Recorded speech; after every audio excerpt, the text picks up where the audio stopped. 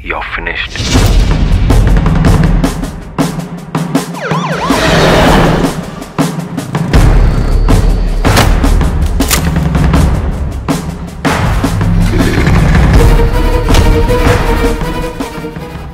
Hai everyone, welcome to Om Brewok Story. Semoga kalian sehat selalu dan diberikan rezeki yang berkah ya. Kali ini Om akan membahas alur cerita film action misteri lagi yuk. Film yang berjudul Raja Ranguski keluaran tahun 2018 ini mengisah tentang kisah cinta polisi Tamil yang jatuh cinta kepada wanita misterius. Tapi setelah hubungan mereka semakin dekat nempel, terjadi berbagai macam pembunuhan di sekitar mereka. Nah, mau tahu gimana misteri di film ini? Stay tune and let's begin Bumper Om Brewok Story.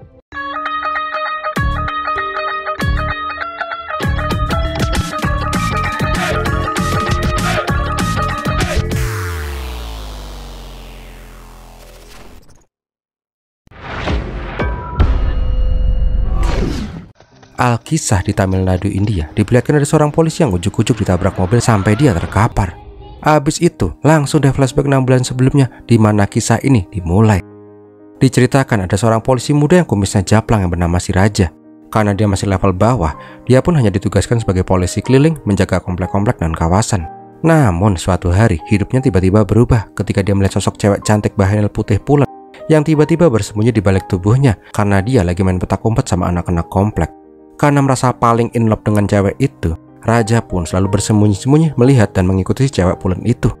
Sampai suatu hari, pas Raja mengikuti cewek itu bareng partnernya si Baskar, dia melihat tuh cewek lagi kebingungan.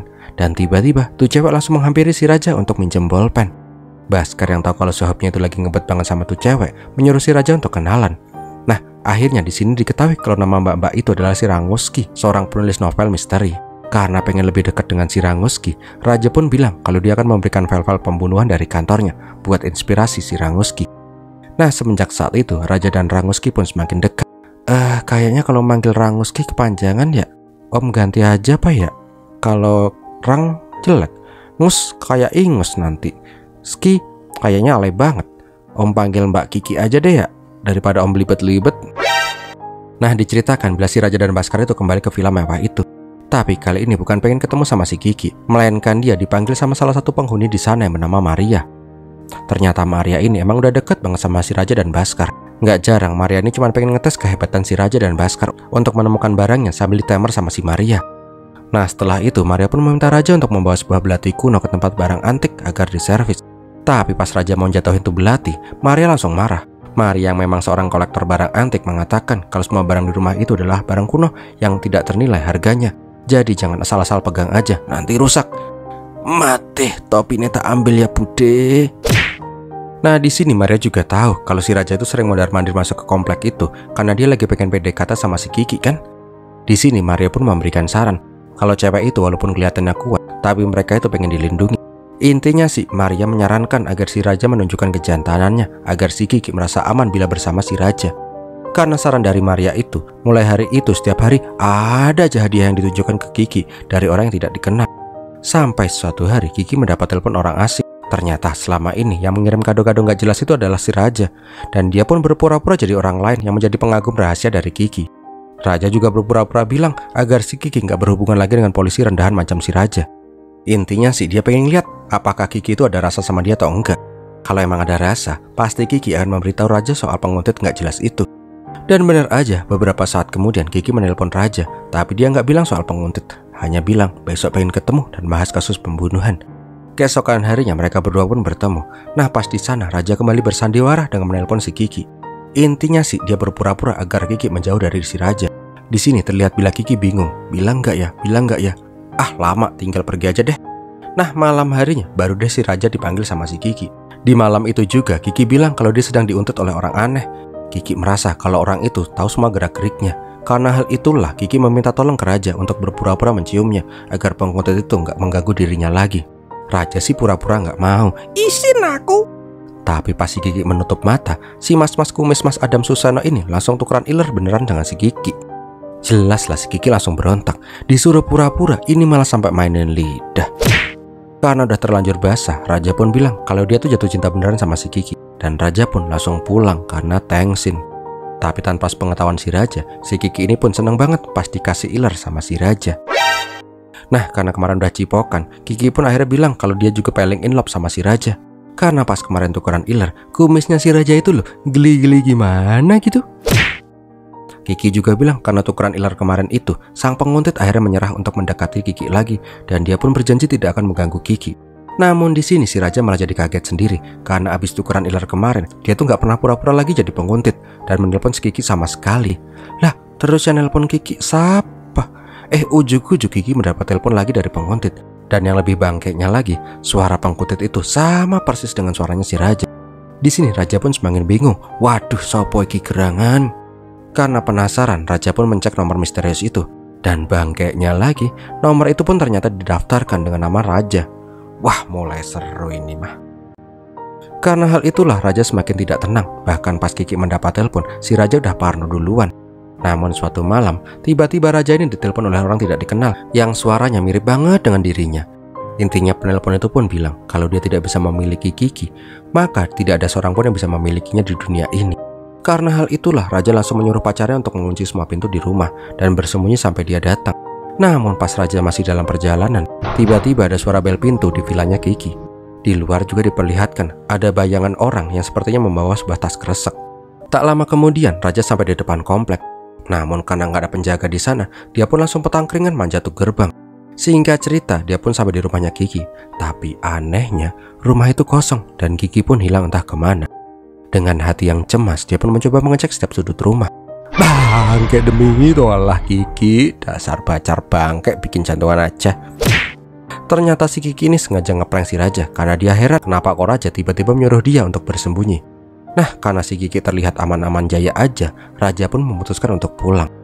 Tapi pada saat pulang itulah, si Raja terlihat seperti ketakutan sendiri. Keesokan harinya, polisi pada berdatangan ke komplek villa itu lagi.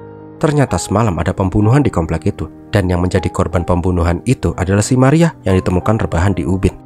Ketika tim forensik mengecek TKP, tiba-tiba si Raja melihat sehelai surat. Entah surat apakah itu, si Raja langsung nyikat tuh surat. Tapi di sini Arok terlihat memandangi sosok Raja yang terlihat ada suratnya. Ternyata si Arok itu cuma ngagetin aja. Om kirain dia tahu. Untung. Nah, setelah mengecek TKP, Arok langsung menginterogasi semua penghuni komplek itu. Dari Pak RT, tetangga, penjaga, semuanya ditanyain satu persatu. Namun dari keterangan semua warga, nggak ada yang menunjukkan bukti ke arah pembunuhan. Bahkan kebetulannya lagi, CCTV di komplek itu pas yang mengarah ke rumahnya Maria. Kebetulannya loh ini, itu kebetulan banget. Dilalah pas mati. Ingat loh, ini cuman kebetulan, nggak ada niatan dari Pak Sutradara matiin tuh CCTV. Ya semoga aja sih itu CCTV beneran mati, nggak sengaja dimatiin dan filenya dihapus. Siapa tahu. Udahlah, lanjut.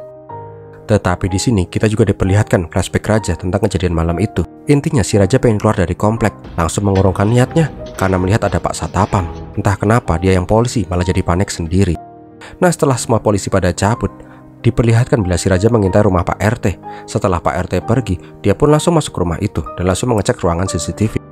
Raja yang gak mau dicurigai karena semalam dia datang ke komplek itu secara sembunyi-sembunyi, akhirnya mencari rekaman video CCTV-nya dan langsung menghapus bagian ketika dirinya terekam. Tak lama kemudian, Raja pun sampai di rumahnya.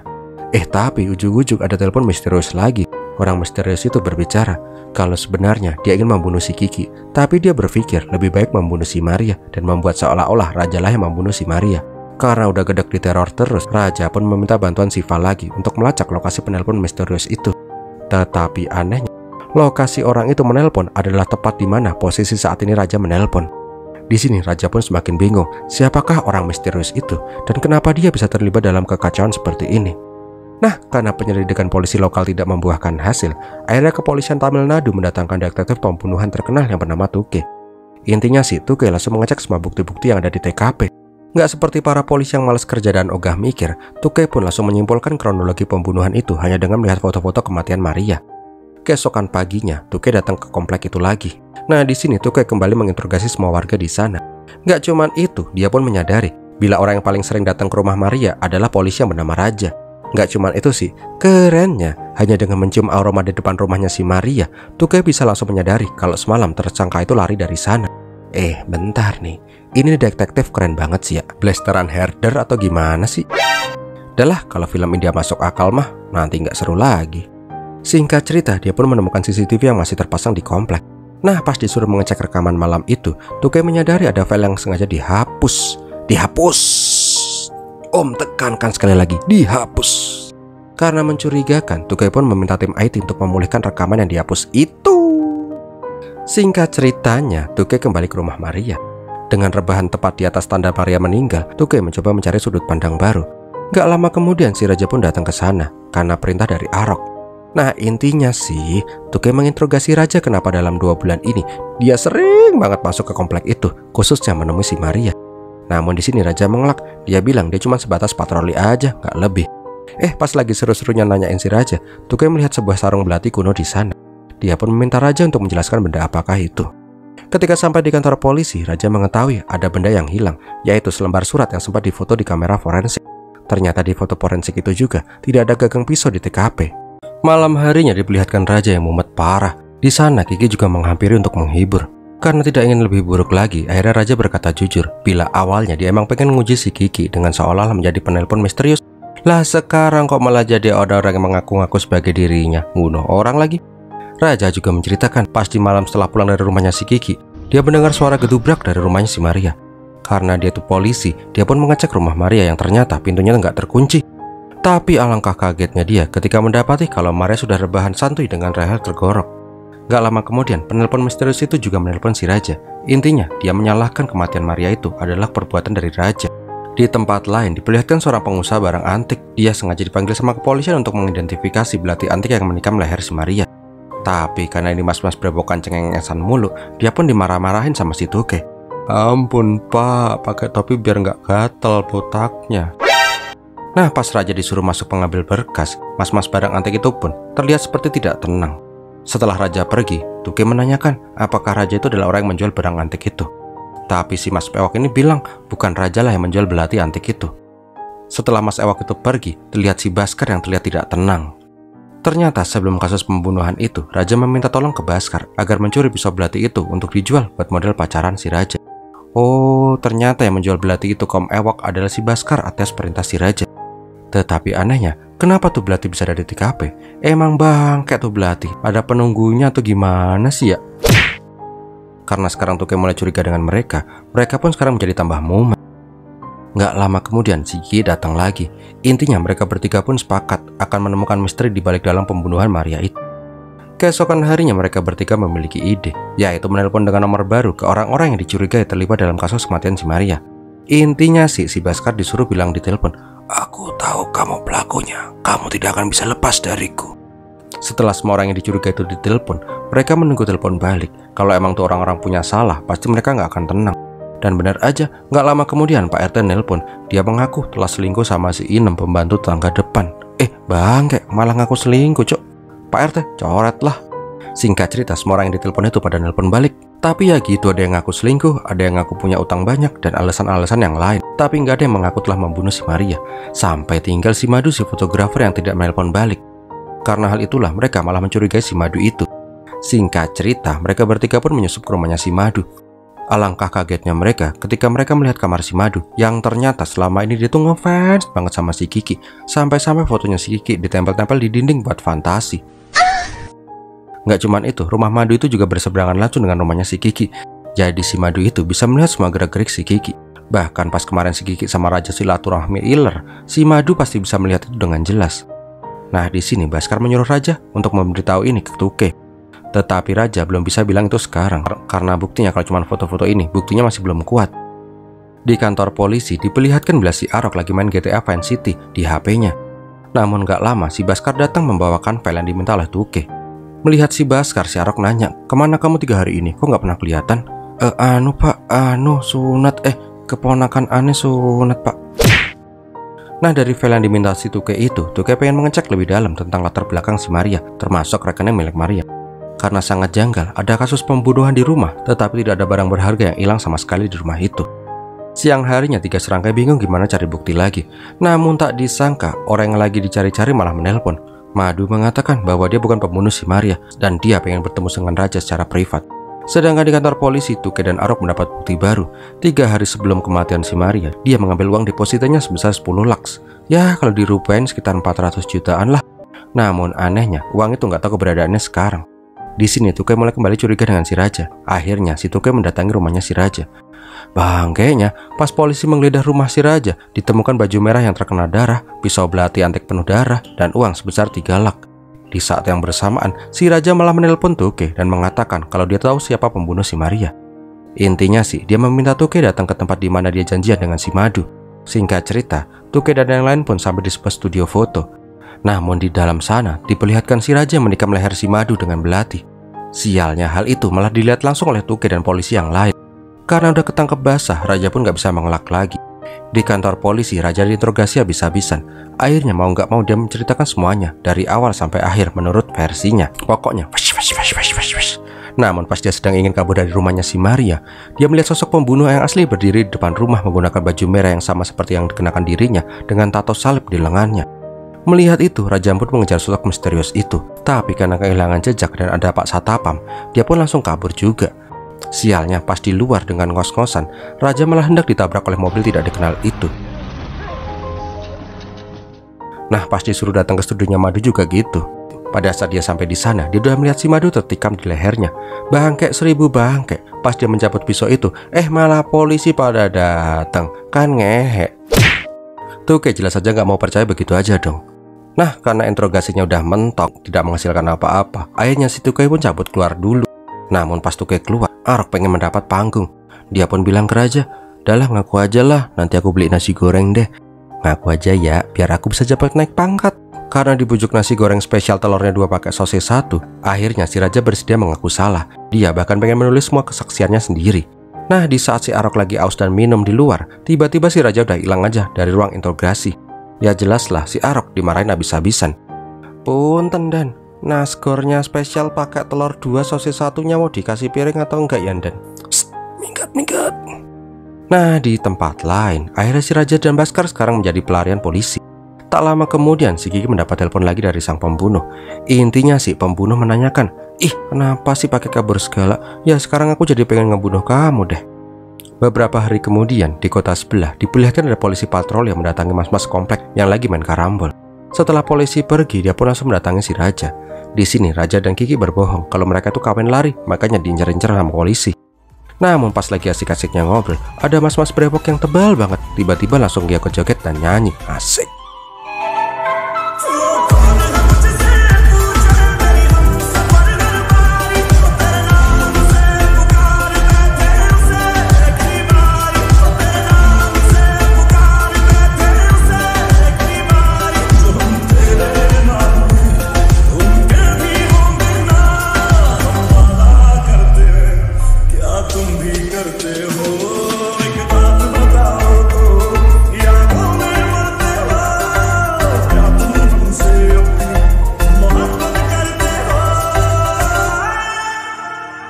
Nah, ketika lagi asik joget-joget itu, tiba-tiba si Raja menghentikan goyangan Mas Brewok karena dia melihat tato yang sama persis dengan pembunuh si Maria. Cuman mirip ternyata. Di sini akhirnya si Raja bisa mengingat dengan detail tato itu. Intinya sih di bawah tato salib itu ada angka 832. Dengan petunjuk minum itulah Kiki bisa menyambungkan angka itu dengan ayat di Alkitab. Dari itu jugalah Raja berasumsi kalau mobil yang menabrak dirinya kemarin itu berplat 832. Hebat banget ya, dari tato terus ke ayat Alkitab terus bisa langsung ke plat nomor. India, pokoknya hajar terus walaupun gak masuk akal sekalipun. Singkat cerita, dengan bantuan Siva lagi, mereka mendapatkan list pemilik dari plat mobil 832 di Tamil Nadu. Dan kerennya lagi, dari ratusan orang di list itu, mereka bisa menyimpulkan kalau orang bernama John lah orang yang kemarin mengejar-kejaran dengan si Raja. Di tempat lain diperlihatkan bila ada mas-mas berewokan tampan yang turun dari mobil berplat 832. Nah, ketika masuk ke rumah, dia pun menyadari kalau ada hawa-hawa bau bangke di rumahnya. Ternyata 3 serangkai udah standby di sana. Modiar. Nah, di sebuah bangunan kosong, Raja pun mencoba menggali informasi dari Mas John. Akhirnya John menjelaskan semuanya. Dia itu disuruh oleh seorang kolektor benda seni untuk mencari Alkitab kuno B42 Gutenberg yang merupakan Alkitab pertama yang dicetak secara massal. Dari informasi yang dia dapat, ternyata Maria itu merupakan orang yang memiliki salah satu dari Alkitab itu. Namun ketika John ingin membeli Alkitab itu dari Maria dengan harga yang sangat mahal, Maria selalu mengelak dan berkata dia nggak punya Alkitab itu. Karena udah buntu, John pun mencoba mencuri dari rumah si Maria. Tapi pas dia masuk ke rumah, dia sudah menemukan Maria sudah terlentang mati di lantai. Sialnya pas dia mau kabur, dia malah menyenggol patung, yang mana hal itu malah menarik perhatian si raja. Karena hal itulah dia pun kabur. Karena ketakutan, John pun hendak menabrak si raja. Oh alah, itu toh faktanya. Terus yang ngebunuh siapa dong? Di sini Bhaskar dan raja nggak mau percaya begitu aja. Masa karena Alkitab sampai ada orang yang bisa bunuh-bunuhan kayak gitu? Mendengar itu, Kiki langsung menjelaskan kalau Alkitab B42 Gutenberg itu merupakan barang paling langka yang sekarang harganya bisa menembus 100 crore di pasar gelap. Ya kalau dirupiahin miliaran dah. Udahlah pokoknya segitu, malas ngitung uang orang. Setelah mendapat pengakuan dari John, raja pun pengen segera memberikan bukti-bukti itu ke Tuki. Namun karena sekarang dia lagi jadi buronan dan bakal susah kalau sampai ketangkep, raja pun meminta Kiki memberikan bukti-bukti itu ke Tuki. Sedangkan raja dan Bhaskar akan mencari tahu siapa dalang dari semua ini. Malam harinya raja kembali mendapatkan telepon dari pembunuh. Dia mengatakan kalau Kiki sekarang sudah bersama dirinya dan menyuruh si raja bersenang-senang dengan polisi yang akan menggerebek tempat itu. Dan benar aja, polisi datang ke tempat itu. Dan yang lebih bangkainya lagi, si John malah udah ditemukan mati dengan luka tikaman di leher seperti korban-korban yang lain. Di sini Arok pengen langsung nangkap si raja, namun raja yang khawatir dengan Kiki langsung melawan dan kabur. Di tempat lain diperlihatkan orang yang menyuruh John mencari Bibel kuno itu. Intinya si pembunuh itu menawarkan Alkitab Gutenberg dengan harga 10 crore. Karena sangat menggiurkan, Abraham pun menjadi tertarik. Kita kembali lagi ke raja. Di pelariannya, raja menghubungi Siva untuk meminta tebengan. Sialnya pas lagi menyeberang, si raja malah seruduk mobilnya si Siva seperti di awal film. Nah, dengan kepala benjut, raja pun meminta bantuan Siva lagi. Di sini diketahuilah kalau telepon terakhir pembunuh itu bersumber dari sebuah gereja di pedalaman Tamil Nadu. Karena info itulah, raja pun langsung ngegas ke gereja yang dimaksud. Singkat cerita, dia pengen ketemu sama penanggung jawab di gereja itu. Namun pas melihat ke dalam, alangkah kagetnya dia ketika dia mendapati ada foto Maria di gereja itu yang berpenampilan sebagai suster. Ternyata Bunda Mary ini adalah saudara kembar dari Maria. Karena mengetahui fakta itu, raja pun menjelaskan semuanya kalau saudaranya si Mary itu, yaitu si Maria, ditemukan tewas di rumahnya kemarin. Raja juga meminta agar si Mary memberitahu dia apapun itu agar dia bisa mendapatkan petunjuk soal pembunuh itu, karena pacarnya juga diculik oleh pembunuh itu. Nah, pas ditekan terus-terusan, Mary mengatakan dengan panik kalau dia itu tidak tahu menahu soal pembunuh itu. Dia juga tidak tahu di mana Ranguski sekarang berada. Nah, lo kejablasan ya? Kan aku nggak pernah bilang nama pacarku itu siapa. Kok Bu Mary bisa tahu itu Ranguski? Ternyata si raja ini udah tahu kalau yang di depannya itu bukanlah Bunda Mary, melainkan si Maria. Karena pas di ruangan lobi, raja melihat jam milik Maria di sana. Dia apal benar sama jam itu karena emang sering diperlihatkan oleh Maria dulu. Kesimpulannya, yang mati di rumah itu adalah si Mary, dan si Maria ini menyamar bekerja di gereja sebagai Mary. Karena sudah tidak bisa mengelak, akhirnya Maria menceritakan semuanya, kalau yang membunuh Mary dan yang merencanakan semua ini adalah si Regina. Wow, siapa lagi tuh Regina? Ternyata Regina itu adalah Ranguski alias Ngus alias Serang alias Kiki. Jeng jeng jeng jeng jeng. Bangkainya, selama ini Regina alias Ranguski itu mendekati raja karena emang ada maksudnya. Diceritakan juga bila Regina itu adalah kolektor barang antik seperti si Maria. Tapi bedanya, si Regina mengumpulkan benda-benda antik untuk dijual lagi ke pasar gelap. Suatu ketika, Regina mengetahui bila si Maria memiliki akses ke Alkitab B42 Gutenberg. Karena hal itulah, Regina menghasut Maria agar bisa mendapatkan Alkitab itu. Permasalahannya, Alkitab langka itu sekarang berada di saudara kembarnya si Mary. Mary jelas saja nggak mau dong Alkitab langka itu dijual oleh Maria. Karena hal itulah, Regina memiliki ide. Dia menyuruh Maria berpura-pura sakit agar si Mary menjenguk Maria di kota. Ketika Mary sampai di rumah Maria, Mary langsung dibunuh oleh Regina. Setelah itu, Maria disuruh menyamar jadi Mary di gereja demi mendapatkan Alkitab kuno itu. Nah, untuk melancarkan usaha pembunuhan itu, mereka pun harus punya kambing hitam. Dan rajalah yang akan dijadikan kambing hitam itu. Dengan rasa bucinnya raja ke Regina, Regina pun langsung memanfaatkan hal itu. Regina jugalah yang membuat seolah-olah pembunuhan misterius itu adalah seorang laki-laki dengan menggunakan aplikasi pengubah suara. Regina jugalah yang menaruh foto-foto dirinya di kamarnya si Madu agar si Madu terlihat seperti penguntit. Hal itu dilakukan karena pada saat malam pembunuhan itu tak sengaja Madu melihat si Regina keluar dari rumahnya si Maria. Regina jugalah yang membunuh Madu demi menjebak si raja. Nggak cuman itu sih, baju bekas darah, uang, dan pisau belati itu pun Regina lah yang menaruh di rumahnya si raja. Maria juga mengatakan kalau Regina itu sudah membunuh belasan orang demi bisa mendapatkan benda-benda antik sebelumnya. Wah, psikopat juga nih si Regina. Karena hal itulah si raja pun mewek. Ya iyalah, gimana nggak mewek, udah bucin parah malah jadi dalang dari semua ini. Di tempat lain, di sebuah pabrik terbengkalai, diperlihatkan Abraham yang datang dengan anak buahnya untuk melakukan transaksi Alkitab Gutenberg. Singkat cerita, Alkitab itu pun diperiksa dan ternyata benar, itu bukan barang KW. Karena sudah sepakat, akhirnya transaksi COD pun selesai. Namun pas Abraham mau pergi, dia pun langsung dicegat oleh polisi. Sedangkan di dalam, Regina kaget karena dia melihat si Raja di sana. Gak cuman Raja ternyata, ada juga polisi full tim yang ngepung si Regina. Karena kalah jumlah, Regina pun kabur. Kental, kentil, kental, kentil. Kotal, katil, kotal, katil. Ketika sudah berhasil bersembunyi, Regina kembali dicegat oleh si Raja. Sialnya pas Regina lengah, dia langsung ditembak oleh Tuke. Di saat kritis itulah, Regina bilang kalau dia sangat mencintai si Raja. Tapi bang kayak nih cewek, pas sudah mau COD sama malaikat maut aja masih aja nyebelin. Karena luka tembak itulah, Regina pun silaturahmi dengan malaikat maut tanpa ada penyesalan telah menipu si Raja. Dan filmnya pun berakhir. Wah, gimana film ini sob? Plot twist sekali nggak sih? Nggak ngira sih om. Itulah the power of keserakahan. Makanya kalian jangan serakah-serakah ya. Hidup tenang gitu aja sih, lebih adem ayem. So semoga menghibur ya. Gitu aja dulu, Om Berbox pamit dulu. Terima kasih sudah menonton sampai di detik ini. Dan biar milatihin.